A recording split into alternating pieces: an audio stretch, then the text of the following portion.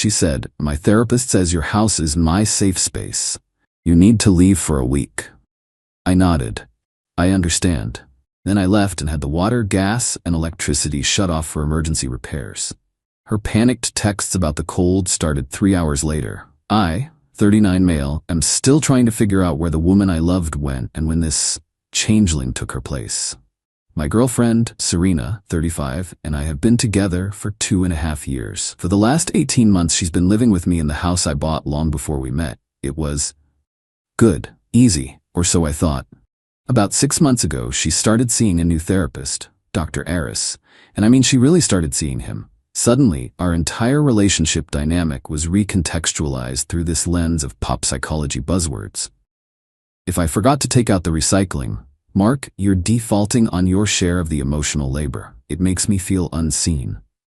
If I wanted a quiet night in instead of going to her friend's party, "I'm hearing a lot of avoidant energy from you. My boundaries require me to be around positivity, so I'm going without you." It was exhausting, but I tried to be supportive. "Hey, if this guy is helping you, great. But I was the one paying for it." Literally. Her essential oils consulting business is more of a hobby that loses money. I cover the mortgage, the utilities, the car insurance, the groceries, her phone bill. She transfers me a few $100 here and there when she has a good month. Last night, she sat me down on the couch. She had that serene, beatific smile she gets right before she's about to say something completely unreasonable. "Mark," she said, her voice soft, "I had a major breakthrough with Dr. Aris today." "Oh yeah, that's great, honey. What about?" "About us. About this space." She gestured around my living room. "He agrees with me that for me to truly heal and find my authentic self, I need to establish a truly secure, safe space. A place where my energy isn't being judged or compromised." A cold feeling started in my stomach. "Okay, and what does that mean?" "It means," she said, putting her hand on my knee, "that my therapist says your house is my safe space, and to truly make it mine, you need to leave for a week." I just stared at her. "You want me to leave? My own house?" "Just for a week," she said, as if that made it reasonable. "Dr. Aris says it's crucial. I need to inhabit this space completely, cleanse it of our negative energetic buildup. You leaving is an act of love, Mark. It shows you respect my healing journey."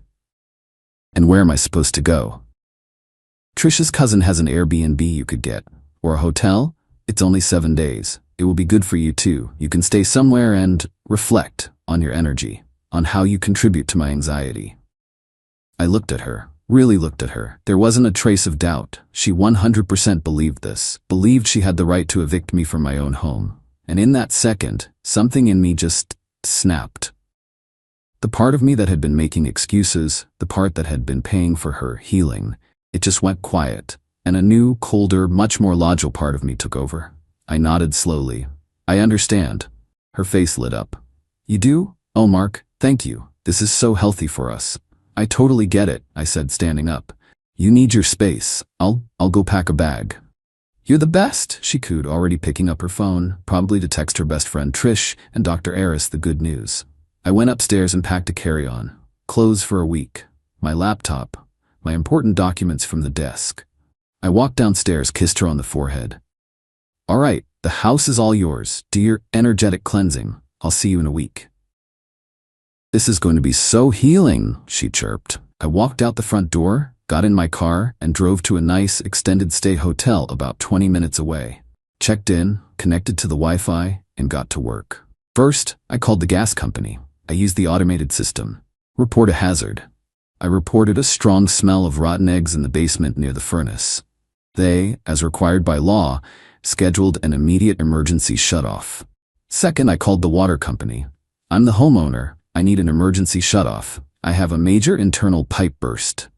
"Yes, right now. I'll handle the plumber. You just kill the main." Third, I logged into my electrical provider's website. I'm the account holder. I scheduled a vacation shutoff for maintenance. I set the date for 1 hour from now. I put my phone on Do Not Disturb and ordered a club sandwich from room service. About 3 hours later, the texts started rolling in. I watched them appear on my lock screen. "Serena, hey, the power just went out. Did you forget to pay the bill?" "Seriously, it's pitch black and the heat just clicked off. It's getting cold. Mark, the water isn't working either. I can't even flush the toilet. What is going on? This isn't funny. I'm cold and I can't see anything. Call me. I know you're doing this. You're trying to punish me. This is psychotic. Turn it back on right now. I finished my sandwich. I sent one single reply. Wow, that's crazy. Must be a massive neighborhood outage. So glad I'm at this hotel. Anyway, I'm turning my phone off to reflect like you suggested. Have a great week. Then I blocked her number. Update 1. Woke up this morning feeling rested. Which is wild, considering the mushroom cloud I knew was forming. I unblocked Serena's number just to see the damage. It was impressive. Dozens of missed calls and texts, each more frantic than the last.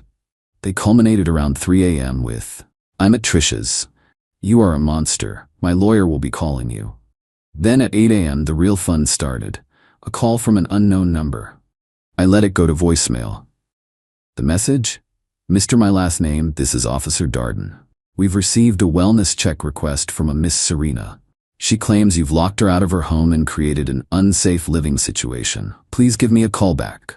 The sheer, unmitigated gall. She called the cops on me. I called him back immediately. "Me, Officer Darden, this is Mark, my last name. I just got your message. Is everything okay?" "Sir, I'm here at your residence. Your girlfriend, Miss Serena, is here. She says you turned off all the utilities to punish her and she can't get inside." "Wait, she's at the house? Is she insane?" "Officer, I had to leave yesterday because of a critical safety issue. The gas company red-tagged my furnace. I smelled gas and they shut it off immediately. Then my electrician said the main breaker box was sparking. It's a fire hazard. He shut off the main power. The whole house is unsafe. I'm at a hotel until the crews can fix it." "Sparking?" "Me, yes, sir. I told Serena it was unsafe, that I was leaving, and that she needed to come with me. She's been under a lot of stress. She refused. She said she wanted to stay. I figured she'd leave when it got dark. I have no idea why she'd go back there. And the house is locked because it's a dangerous work site. The crews are scheduled for this afternoon." I could hear him turn away from the phone. Muffled talking. "Officerina." "Ma'am. He's saying the house is a fire hazard. He says he told you not to stay." Serena's voice. "He's lying. He's doing this to control me. My therapist said he would." The officer got back on the phone. He sounded tired. "Sir, this sounds like a domestic dispute." "Respectfully, officer, it's a property dispute. It's my house. I am the sole owner. Miss Serena is a guest who was asked to leave for her own safety while I conduct emergency repairs. I have the utility work orders right here. I can email them to you. I can't have anyone in that house until it's cleared." "Right? Well, ma'am, I can't force him to let you into a house that he owns and claims is unsafe. This is a civil matter." "Civil? He left me to freeze. I have belongings in there. My $400 face creams are ruined." The call ended. I knew I had a window. I called a moving company, the 24/7 emergency kind. I paid triple the rate. I need a full pack and move. Today. Now. Everything in the master bedroom that's in the left side closet and the white dresser. Everything in the spare office room. Everything in the bathroom cabinets. They were there in 2 hours. I met them, let them in. The house was indeed cold and dark. While they worked, I called a locksmith and a security company. By 4 p.m., all of Serena's belongings, every last essential oil, every yoga mat, every live, laugh, love sign, were professionally packed. All of it was moved into a 10 by 15 climate-controlled storage unit. I paid for the first month. The locks on my house were changed. A new security system was installed. I sat in my warm, repaired house. The gas was on. The lights were on. The water was running. Amazing how fast emergency repairs get done when you're the one fixing them. Then I composed a text to Serena. "Me, Serena, the police contacted me. I'm glad you're safe at Trisha's. The repair crews came today, but they found a lot of problems. The wiring is a mess. It's going to be a long-term project. The house is unlivable. Me, since this situation is so stressful, and you've mentioned my energy is so toxic, I've decided to respect your healing journey by giving you the ultimate safe space, your own. I've had all of your belongings professionally moved to a secure, climate-controlled storage unit. Here is the address, the unit number, and the key code.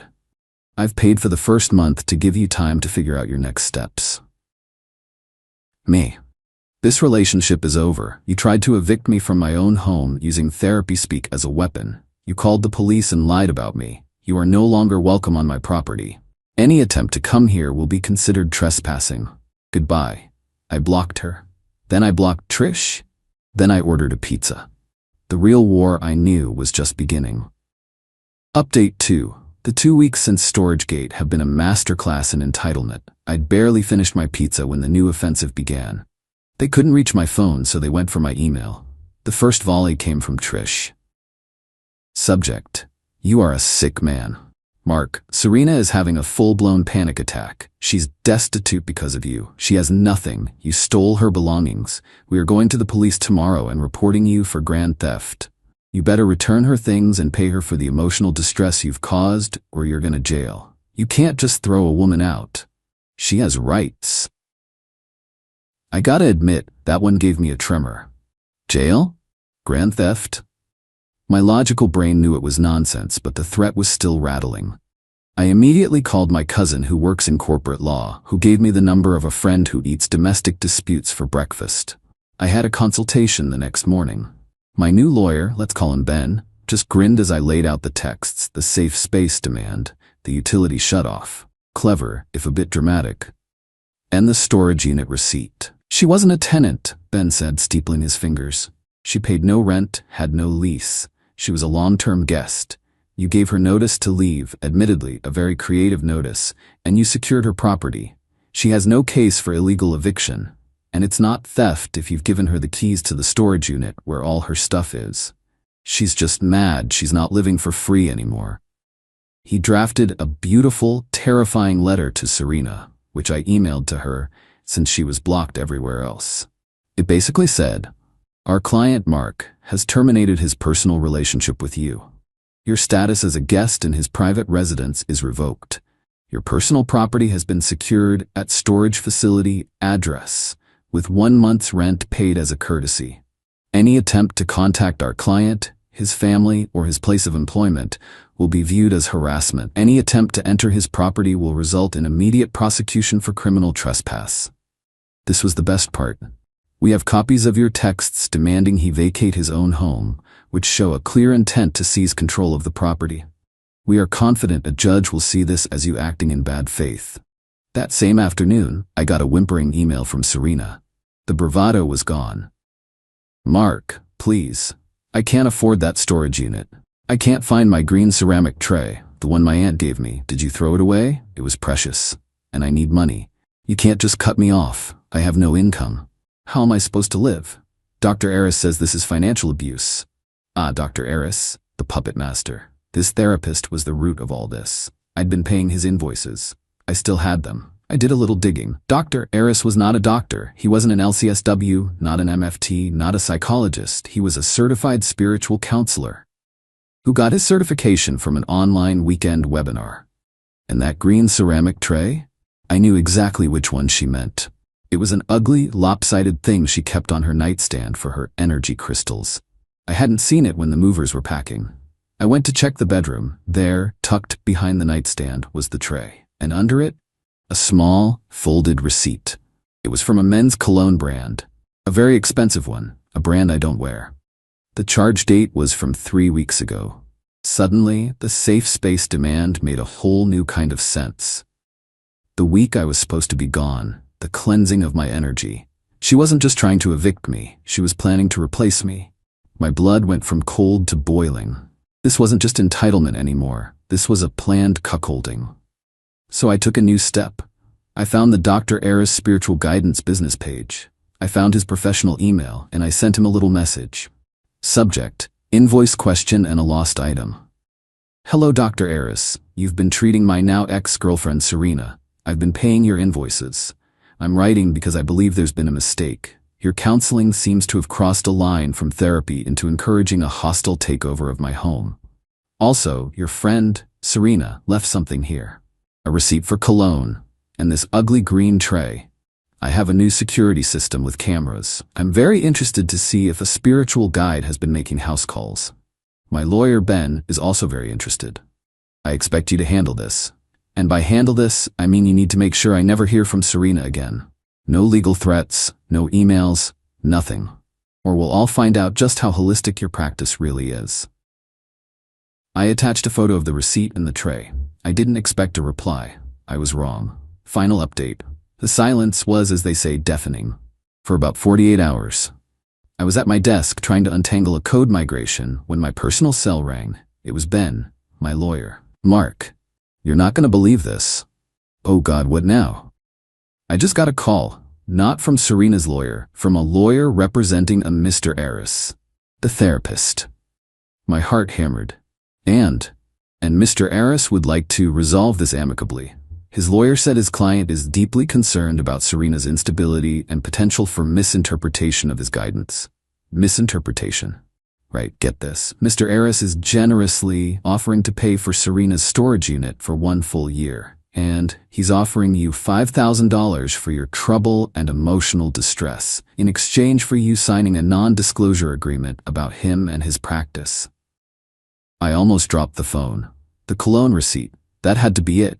He wasn't just her therapist. He was the guy she was buying cologne for. The safe space was for him. He was terrified of me blowing up his little healing scam. Me, Ben? Counteroffer. I don't want his $5,000. It feels dirty. Tell him I'll sign the NDA on one condition.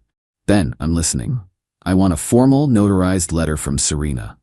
In it, she must state that she was not a tenant, that she paid no rent, that her demands for me to leave were based on personal advice she now recognizes as inappropriate, and that she fully relinquishes any and all claims to my property, now and in the future. She signs that, and I'll sign Eris's NDA, and he gets to pay for her storage for the year. That's surgical, Mark. You're basically having him buy your get-out-of-jail-free card from her. He's gonna have to force her to sign it. He got her into this. He can get her out. It took a week of what I can only imagine was the world's most stressful spiritual counseling sessions. But it came, a FedEx package with a notarized, ironclad letter from Serena, hitting every single point I demanded. Her signature was shaky. I signed the NDA for Eris. I felt nothing, just tired. The final loose end was Trish. She hadn't gotten the memo. She was still on the warpath. She couldn't email me, so she tried to find me on a professional networking site, sending me a message. I see you, you snake, hiding behind your lawyers. Serena is broken. I hope you're happy. Just know, everyone knows what you did. You're a cold, abusive coward. I looked at the message. I thought about the cologne receipt. I thought about the safe space lie. I replied with just one attachment, a scanned copy of the notarized letter Serena had signed where she explicitly admitted everything. Her reply 20 minutes later, oh. She's blocked me now. So, that's it. It's over. I'm out thousands for Ben's time, for the movers, for the locksmiths, for the security system. My house feels empty. I'm constantly checking the new security cameras. I jump when the heat clicks on. I don't feel like a winner. I don't feel justice was served. I just feel like I survived a hurricane that I invited into my own home. I was a fool for letting it go on so long, for paying for the rope she was using to hang me. Last night, I took the ugly green tray and the cologne receipt, and I put them in my barbecue. I lit a match and watched them burn until they were just black flakes. It's not a healing journey, but I guess it's a start.